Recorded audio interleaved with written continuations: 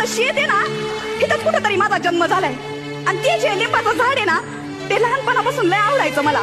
म्हणून हा जमिनीचा तुकडा माझ्या बापानं मला आंदण म्हणून दिलाय. मेल्यावर पण आपल्या मातीशी नाळ सांगणारी आपली संस्कृती आहे. त्या तिकडे ना माझ्या आजाची समाधी आहे आणि त्याच्या बाजूला बापाची समाधी. रात्री बेरात्री मी अशी इथून फिरते ना, तर असं वाटतं बाप पाठीशी आहे. तिथं शहरात गेल्यावर कोण आहे पाठीशी? तिथं तर 70 वर्षाच्या म्हातारीला सोडत नाहीत. अहो आमचं सोडा, हा माझ्या समोर बसलेला माणूस इतकी वर्ष मुंबईत आलाय, पण गावाशी नाळ तुटते का विचारा त्याला. अहो पण मग आम्ही तुमचं पुनर्वसन करू ना.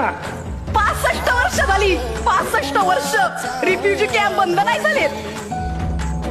भाकरा नांगल कोयनावाल्यांच्या त्या विस्थापितांचं काय केलं तुम्ही?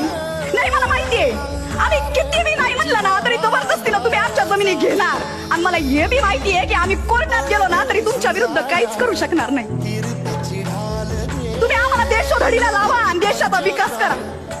पण एक गोष्ट माझ्या लक्षात आली, घरापेक्षा मोठा गोठा बांधून गाई बैल शेळ्या पाळण्यापेक्षा गेटच्या समोर इंग्लिश कुत्र पाळणं ना, हा तुमचा विकास आहे.